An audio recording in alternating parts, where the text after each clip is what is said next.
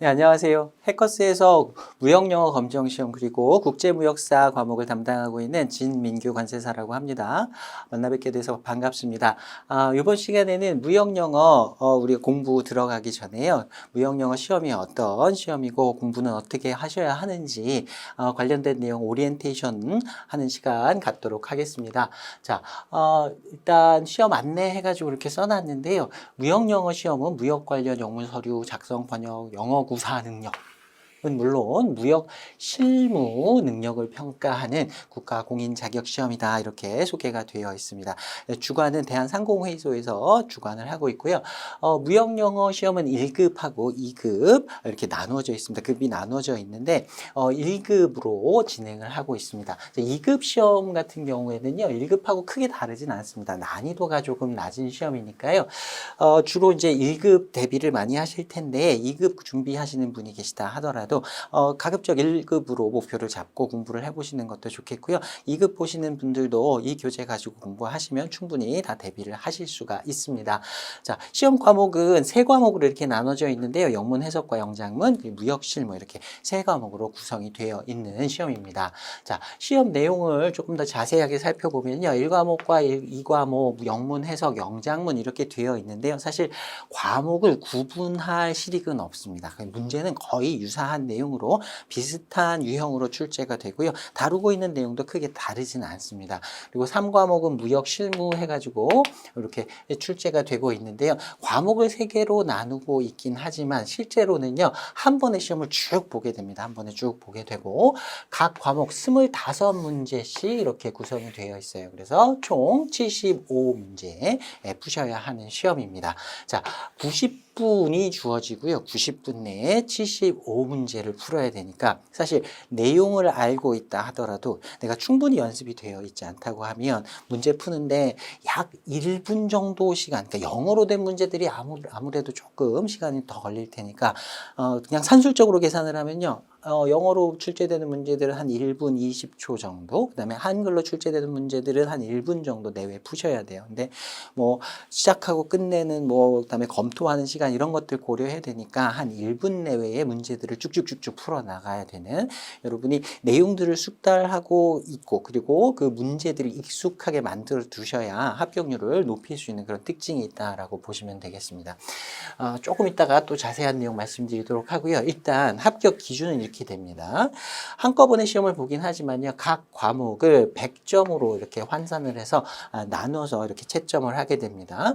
그래서 각 과목별로 60점 이상, 평균이 60점이 되면 되는 거예요. 평균 60점 이상이면 합격을 하게 됩니다. 근데 1급 시험 같은 경우에는요. 평균 점수가 높다 하더라도 어떤 한 과목에서 꽈락 40점 미만, 40점까지는 괜찮아요. 40점, 30점대의 점수가 나오면 평균 점수가 아무리 높아도 불합격하게 됩니다. 그러니까 최소한 과목별 40점은 맞아야 되는 거고요. 평균 60점 이상이면 합격을 하게 됩니다. 자, 이거는 상대평가가 아니에요. 절대평가입니다. 그래서 같이 공부하시는 분이 계시다라고 하면 저 사람을 누르고 내가 이겨야지 내가 합격한다 이런 개념은 아닌 거예요. 다 호혜적으로 서로 손잡고 같이 합격할 수 있는 시험이니까 같이 시험 준비하시는 분이 계신다고 하면 같이 서로 이렇게 뭐 질문 같은 것도 확인도 해가면서 그렇게 공부하셔도 되겠습니다. 자, 각 과목이 25문제라 그랬어요. 그래서 100점으로 환산을 하게 되면요. 문제당 한 문제당 4점의 배점이 있습니다. 문제마다 가중치는 없어요. 모든 문제들은 다 4점으로 배점이 되어 있고요.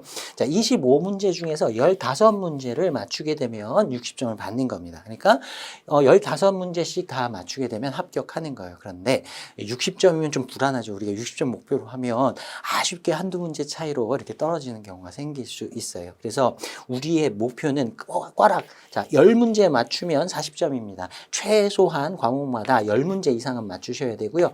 15문제 이상 20문제 정도까지 맞춘다라고 하면 충분히 합격이 가능합니다. 자, 20문제면요. 80점입니다. 80점이면 굉장히 좋은 점수예요. 아, 나 이거 100점 맞아야지라고 생각하시는 분이 계시다면 그렇지 않으시기를 추천드립니다. 이거 100점 맞는 사람하고요. 60점 맞는 사람하고 합격증 똑같이 나오고요. 점수는 표시되지 않습니다. 그냥 합격, 불합격 해서 합격하면 그냥 합격증이 나오는 거고요. 뭐 점수가 나오진 않아요. 왜 100점 맞는 게 별로 좋지 않은, 왜 추천드리지 않냐면요. 시험이 어느 정도 권위가 있으려고 하면 시험 보는 사람보다 다 붙으면 안 됩니다. 그래서 어느 정도 이렇게 탈락을 시키기 위한 문제들, 난이도 조절을 좀 하게 돼요. 그래서 문제를 좀 어렵게 구성을 하는데요. 문제 구성을, 이제 난이도 구성을 좀 이렇게 평준화시켜서 이렇게 하면 좋은데 어떤 문제는 굉장히 쉽고요. 어떤 문제는 정말 손대기도 어려울 정도의 문제가 가끔 출제가 됩니다. 많이는 아니지만. 한 3문제 정도는 그런 문제가 나온다. 과목별로 그렇게 보시면 됩니다. 그래서 아예 한 3문제 정도는 안 맞춰도 된다. 그냥 없는 문제 치고 들어가시는 게 좋아요. 이것까지 다 맞추려고 하려고 하면 공부량이 굉장히 늘어나야 되고요. 우리 교재 가지고 공부를 하시면 한 80점 정도까지는 충분히 받을 수가 있으니까 그 정도 범위 내에서 공부량을 좀 조절을 하시고 그 다음에 내가 원하는 목표 점수 제가 추천드린 점수는 한 80점 정도 70점대 점수 받으시면 70점에서 80점 사이 그 정도 점수 받으시면 굉장히 잘 준비를 한 것이라고 볼 수 있습니다. 이런 거 일단 이 점수 몇 문제 맞춰야 되는지 이거 좀 감안하시고요. 그리고 10문제, 25문제 중에서 10문제를 틀렸다 그러면요. 시험 볼 때의 입장에서 그리고 채점할 때 나중에 이렇게 답 맞춰 볼 때 입장에서는 굉장히 뭔가 불안합니다. 많이 틀린 것 같고요. 25문제 중에서 10문제나 이렇게 틀리면 근데 10문제 틀렸다고 해도 60점인 거예요. 나쁜 점수는 아닌 겁니다. 우리는 70대 점수, 70점대를 목표로 하긴 하지만 좀 틀려도 되는 여유가 있다라고 생각하고 일단 들어가시면 되겠습니다. 자, 시험 일정 관련해서요. 올해 2021년부터 상시 시행으로 바뀌었습니다. 전에는 여태까지는요 정기 시험이었어요. 그래서 연 3회 시험을 봤었습니다. 그래서 3번 딱 시험 일자가 지정이 되어 있고요. 그때 접수를 해가지고 시험을 3번 볼 수 있는 기회가 있었는데 이게 올해부터 상시 시행으로 바뀌었습니다. 그래서 3개월씩 끊어서 4월부터 6월, 그다음에 9월부터 11월 사이에 일주일에 2번씩 일요일하고 화요일 날 접수하셔가지고요. 52번의 기회가 있습니다. 아무 때나 내가 이제 공부된 것들 준비된 상태, 그 다음에 일정 감안하셔가지고 접수해서 시험 보시면 됩니다. 전에는 종이로 시험을 봤었는데 이렇게 상시 시행으로 바뀌면서 CBT 방식으로 바뀔 겁니다. 그래서 이제 화면 보면서 문제를 풀어야 되는 이런 방식으로 좀 바뀔 거예요. 접수하고 합격 발표는 개설일부터 시험일 4일 전까지 이렇게 돼 있는데요. 그러니까 며칠 전에도 한 일주일 전에도 접수를 할 수 있다라고 생각하시면 될 것 같아요. 그래서 내가 준비되는 대로 시험 보시면 되고요. 혹시 안타깝게 뭐 한 번에 못 붙었다라고 하면 또 바로 공부한 거 잊어먹기 전에 바로 또 접수하셔가지고 계속 시험 보시면 되겠습니다. 그래서 어떻게 보면 정기 시험보다는 이렇게 상시 시행으로 바뀐 게 조금 더 유리한 면이 있다라고 보여집니다. 그리고 시험 보는 장소들도 홈페이지 상공회의소 홈페이지에 들어가시면 자기 주변에 가까운 쪽으로 이렇게 고를 수가 있게 되어 있더라고요. 그래서 그렇게 골라서 접수하시면 되고요. 그다음에 시험 다음 날 바로 오전에 합격인지 불합격인지 바로 발표가 됩니다. 아마 CBT 방식으로 이렇게 하기 때문에 바로바로 이렇게 합격 발표가 되는 것 같아요. 전에 정기 시험 볼 때는 한 3주에서 한 달 정도 텀이 있었습니다. 합격 발표까지. 그 사이에 뭐 이의제기 같은 것들도 받고 이렇게 좀 처리 시간이 있었는데 지금은 바로바로 결과가 나옵니다. 자, 여기에서 우리가 주목해야 될 게 하나 있어요. 정기 시험에서 상시 시행으로 바뀌고 1년에 3번 보던 시험을 52회나 이렇게 시험을 보게 됩니다. 이건 전에는요. 하나의 회차를 시험 문제를 구성할 때 문제를 출제를 하고 선택을 해가지고 프린트를 해가지고 이렇게 준비를 하는 과정. 그리고 그 문제를 내고 나서 시험 본 사람들이 이거 문제가 조금 이상하다. 이것도 답으로 해달라라고 하는 이의제기를 받는 과정. 이런 것들이 다 포함이 되어 있었는데요. 이제는 이렇게 시험을 봐야 되니까 아마도 문제 은행 방 방식으로 출제가 될 확률이 높습니다. 그래서 여태까지 출제되었던 기출 문제들을 계속해서 조합을 해가지고 반복하면서 회차를 구성해서 바로 합격 불합격 여부를 이렇게 알려주는 그런 시험이 될 거예요. 그래서 이전에도 그랬지만 앞으로는 더욱 이 기출 문제들을 여러분이 얼마나 잘 활용하는지 이것이 합격에 굉장히 중요한 영향을 미칠 것이라고 생각이 됩니다. 자, 그다음에 과목별 구성 내용들 보면서 조금 자세한 내용들 좀 말씀드리도록 하겠습니다. 자, 1과목, 2과목은 영문 해석, 영작문 이렇게 나뉘어 있긴 하지만 실질적으로는 같은 내용이다라고 보시면 된다고 말씀을 드렸어요. 자, 영문 해석, 영작문에는요, 무역이라든가 상거래에 관련된 상황을 주어주고요. 거기에 관련된 당사자들이 주고받은 편지글, 이메일이라든가 이런 서신의 내용을 가지고 출제하는 이런 문제들이 좀 많이 있어요. 자, 이런 문제들하고 이런 것들은 여러분이 좀 익숙하신 토익 같은 그런 문제하고 좀 비슷한 유형이라고 보시면 됩니다. 근데 난이도는 영어 측면에서 봤을 때는 단어의 구성이라든가 이런 것들이 무역 영어이기 때문에 일반 영어하고 조금 다른 특징이 있어요. 다른 특징이 좀 있지만 난이도는 토익 같은 이런 일반적인 영어 시험과는 영어 자체의 난이도는 그렇게 높지 않다라고 보시면 되겠습니다. 제 생각에는 한 고1 정도의 단어, 그다음에 독해력 정도가 있으시면 충분히 시험 보시는데 문제가 없을 정도의 상황이라 그런 내용들이에요. 자, 그다음에 어떤 대화문이라든가 또는 무역 용어를 설명을 이렇게 문제로 출제를 해갖고 맞는 거 틀리는 거 이런 것들을 물어보는 문제들 이런 것들이 출제가 됩니다. 그리고 이제 나중에 공부를 하시게 되면 국제 협약이라든가 규칙, 법규 이런 것들 이제 이거는 법입니다. 일종의 법인데 이게 영문으로 나오는 이런 법 이런 걸 가지고 문제를 출제하는 경우들이 있어요. 그래서 잠깐 좀 예시를 들어 비교를 해드리면 이런 거죠. 고구마 피자가 있습니다. 고구마 피자에서 중요한 건 고구마인가요? 피자인가요? 피자가 중요한 거죠. 이건 본질적으로 이건 피자인 겁니다. 근데 피자에 고구마를 토핑한 거예요. 그래서 고구마에 약간의 문제가 있다 하더라도 피자로서는 이거는 가치가 만약에 피자로서 훌륭하다라고 하면 이건 괜찮은 피자인 거예요. 고구마가 아무리 훌륭해도 피자로서 이게 인정이 안 되는 형태와 맛 이런 걸 갖고 있다면 사람들이 피자로 인정하지 않을 겁니다.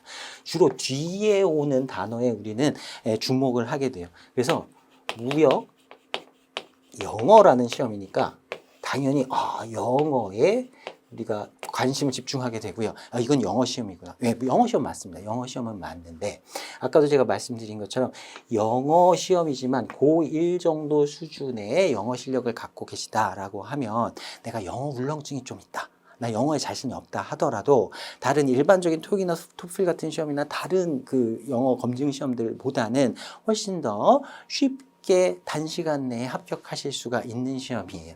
왜냐하면 영어 아무리 잘하는 사람이라도요, 토익 만점 받는 사람이라도 이거 시험 보라고 하면요, 제 생각엔 30점에서 40점 정도밖에 못 받습니다. 여기에 나오는 요 정도의 문제 정도만 손을 댈 수 있어요. 이것도 모르는 게 많이 있을 수 있습니다. 왜냐하면 무역 용어들이 중간중간에 섞여 있고요. 그 무역의 상황들을 알아야 풀 수 있는 문제들이에요. 이제 단어를 물어본다든가 아니면 뭐 문법을 물어본다 하는 문제들이 일부 있긴 합니다만 그 비중은 굉장히 작습니다. 2-3문제 정도밖에 안 될 거예요. 그래서 영어를 잘한다고 해서 바로 가서 봐서 그냥 합격할 수 있는 시험도 아니지만 영어를 못한다고 해서 내가 영어 공부부터 차근차근 실력을 쌓고 시험을 봐야 돼 이렇게 접근하는 시험 또한 아니라는 겁니다. 사실은 이쪽에 제가 이 말씀을 고구마 피자 말씀드린 게 이거예요. 영어 쪽보다는 무역 쪽에 더 방점을 두고 준비를 하셔야 되는 시험인 거예요. 특히 이런 무역 용어라든가 국제협약 법규라든가 이런 것들은 우리가 여태까지 공부해왔던 일반적인 영어와는 조금 다른 모습들을 가지고 있고요. 문장의 구성 또한 그렇고 단어의 쓰임도 우리가 일반적으로 알고 있는 단어하고 전혀 다른 뜻으로 쓰이는 단어들 그리고 잘 쓰이지 않는 단어들 단어들인데 무역 용어에서 굉장히 많이 활용이 되는 단어들 이런 것들이 있습니다. 근데 그런 단어들의 범위들이 우리가 일반 영어 시험 준비하는 것보다는 굉장히 좁아요. 범위가 좁기 때문에 단기간 내에도 충분히 여러분이 공부를 대비를 하실 수가 있는 시험입니다. 물론 영어 잘하시면 나쁠 건 없습니다. 유리합니다. 그런데 영어를 자신이 없어 하시는 분들에게도 충분히 접근 가능한 시험이다라는 걸 강조를 드리려고 하는 거예요. 자, 그 다음에 3과목은 무역 실무로 되어 있는데요. 무역 영어 시험이지만 이건 한글로 나옵니다. 그래서 제가 무역 쪽에 더 방점을 둬야 된다라고 말씀을 드리는 거예요. 무역 실무의 내용을 알아야 이 영어로 출제되는 문제들도 대부분의 문제들도 풀 수가 있게 됩니다. 자, 그 무역 실무와 관련해서 우리 이제 무역 영어 1급 이론이라고 개설되어 있는 강의는요, 대부분 다 이쪽의 내용들입니다. 요거를 먼저 공부를 하실 텐데, 무역 계약은 어떻게 체결하는지, 계약의 종류들은 어떤 것들이 있는지, 관련된 중거법들은 어떤 것들이 있는지, 계약 체결하고 나면 국제 물품 매매 계약에서 결제는 어떻게 해야 되는지, 그리고 외국과의 무역이기 때문에 물품을 외국으로 이동시키는 과정이 필요합니다. 그래서 운송 과정이라든가 그 운송 과정에서 물품이 망가지면 보상받기 위해서 그 물품에 대해서 보험 계약을 체결해야 되거든요. 그런 보험 관련된 내용, 이런 것들을 좀 공부를 하게 돼요. 자, 이것이 1편에 들어가 있는 내용입니다. 우리가 공부하게 될 대부분의 내용들이 다 1편에 들어가 있다. 교재에. 이렇게 보시면 되겠고요. 자, 2편하고 3편은 2편에는 이제 무형무역이라고 이렇게 제목을 붙여놨어요. 서비스 무역, 기술 무역, 해외 투자, 전자 무역 이런 것들로 구성이 되어 있는데, 그리고 3편에는 무역 규범 해가지고요. 관세법이라든가 대외무역법, 외국환거래법, 외국환거래법 같은 경우에는 출제가 안 된다고 보시면 됩니다. 그래서 두 가지 정도 관세법과 대외무역법인데, 이거는 우리나라의 법이죠. 법을 공부하게 됩니다. 근데 2편하고 3편의 내용이 전에는 좀 비중이 있었어요. 출제 비중이 있었는데 최근 몇 년 동안에는 이쪽에서 문제 출제가 거의 많이 되지 않았습니다. 많이 나와야 4문제 정도, 아주 많이 나오면 5문제 정도 출제가 되고요. 적게 나오면 한 3문제 정도만 나와요. 그래서 실제로 우리가 공부를 할 때는 시간 배분은 이쪽 2편하고 3편 쪽에는 좀 필요한 정도의 부분만, 최소한의 범위만 시간을 배분을 하게 될 거고요. 나머지는 전부 다 1편 쪽의 내용들에 집중을 해가지고 진행을 하도록 하겠습니다. 중간중간에 이렇게 1편의 내용, 한글로 된 내용들을 공부하면서 영어로 된 문제들을 푸실 수 있도록 최대한 연결시켜 가면서 수업을 진행할 예정입니다. 전체적으로 과목은 이렇게 구성이 되어 있고요. 네, 다음 교재 그리고 수업 활용 방법 좀 설명드리도록 하겠습니다. 자, 기본 이론으로 이렇게 쭉 진행을 하시게 될 텐데요. 일단은 나는 초보자다.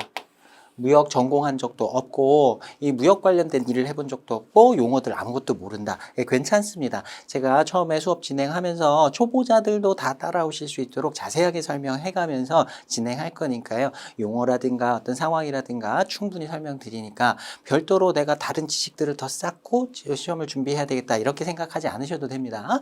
바로 교재 가지고 시험 준비하시면 되고요. 기본 이론을 쭉 진행을 하면 기본 이론 중간중간에 하나의 개념이 끝날 때마다 제가 서머리라고 해서 중간중간에 그 시간들을 하나씩 마련해 놓고요. 그리고 프린트물로 여러분이 따로 보실 수 있도록 교재의 내용들, 그다음에 기출문제 내용들 정리한 것들 따로 유인물 제공을 해드릴 겁니다. 그래서 기본 이론 중간중간에 서머리로 활용을 하시면서 이렇게 진행을 쭉 해 가시면 돼요. 자, 근데 그 다음에 중요한 개념이 회독이라는 개념이 있습니다. 회독이라는 건 돌려서 읽는다라는 뜻인데요. 이런 종류의 우리 무역영어 같은 시험이라든가 아니면 주변에 고시 공부하시는 분들 계시면 한번 물어보세요. 회독이 뭔지 다 알고 계실 겁니다. 자, 두 가지 케이스를 한번 예를 들어볼게요. 뭐 준비하시는 기간은 굉장히 여러 기간이 있을 수 있습니다. 짧게는 뭐 한 달 안에도 충분히 합격하시는 분들이 계시고요. 조금 더 시간들을 매일매일 조금씩 할애해가지고 이렇게 좀 준비를 해보겠다 하시는 분들도 계실 거예요. 뭐 그냥 예시로 한 2달 정도의 과정으로 준비를 한다라고 시험일까지 2달 남겨놓고 준비한다라고 한번 생각을 해볼게요. 자, 이렇게 공부하시는 분들 굉장히 많습니다. 2달 정도 시험 보러 가기 2달 남았어요. 그러면 진도 과정을 두 달 동안 아주 꼼꼼하게 깜지 만들어 가면서 외울 거 다 외워가면서 꼼꼼하게 공부해 가시는 거예요. 이렇게 하지 않으시기를 추천드립니다. 좋은 방법이긴 한데요. 시험을 잘 보기 위해서 가장 효율적인 방법은 아닙니다. 저도 관세사 시험을 준비하면서 이런 종류의 시험을 사실 처음 준비를 해봤어요. 근데 저도 사실 이렇게 공부를 했었거든요. 초반에 이렇게 공부를 하면서 여기 모르는 부분이 있으면 책도 찾아보고 그다음에 초록창에다가도 쳐보고 하면서 내용들을 다 이해하면서 다음으로 넘어가려고 조금 이상하다 그러면 다시 돌아왔고 이 부분 다시 공부하고 이런 식으로 공부를 했는데 제 주변에서 그렇게 공부하는 게 아니다라고 얘기를 하시더라고요. 처음엔 그게 잘 이해가 안 갔어요. 왜 그렇게 얘기를 하는지. 자, 근데 이렇게 공부를 쫙 열심히 해놓고요. 딱 시험을 보러 갑니다. 자, 이런 케이스가 하나 있고요. 두 번째 케이스는 이거예요. 같은 기간인데요. 일단 진도를 나가야 되는 이 기간을 예를 들어서 그냥 이거 예시입니다. 한 달 동안에 일단 진행을 하는 겁니다. 근데 공부를 이렇게 해나가다가 잘 모르는 부분이 있으면 요거 그냥 넘어가는 거예요. 넘어가고 또 이렇게 하다가 잘 모르는 부분이 있으면 또 넘어가요. 일단 진도를 쭉 한 달 안에 뽑아내는 겁니다. 자, 특히 우리 무역영어 그 무역과 관련된 내용들을 공부할 때는요, 맨 처음에 어떤 개념이 하나 나오는데 그 개념을 제대로 이해하려면요, 뒷부분의 내용을 알아야 완성이 되는 이런 개념들이 굉장히 많습니다.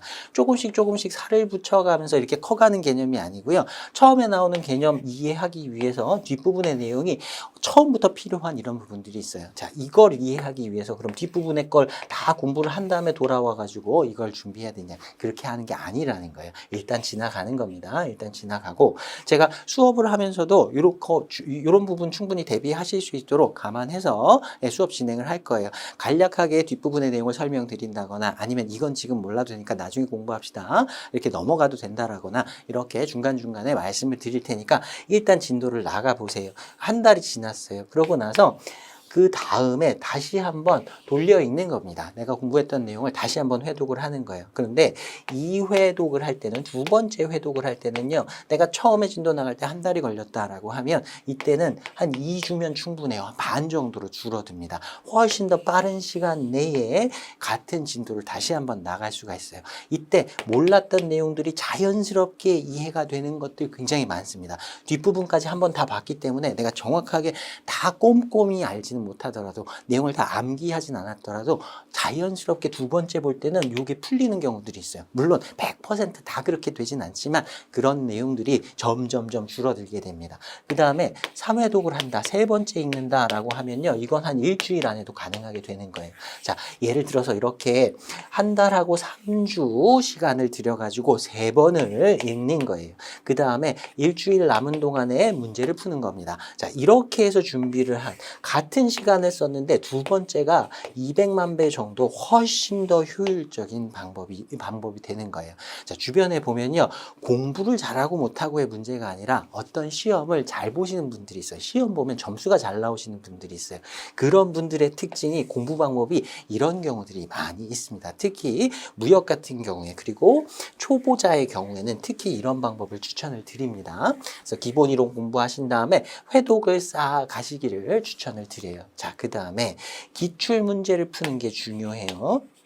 자, 기본 이론을 정말 다 열심히 공부를 해갖고요, 샅샅이 다 이해를 한 다음에 암기까지 완벽하게 됐다 칩시다. 그 다음에 기출 문제를 풀어요. 문제를 풀어보면 이건 또 신세계가 열립니다. 새로운 세상이에요.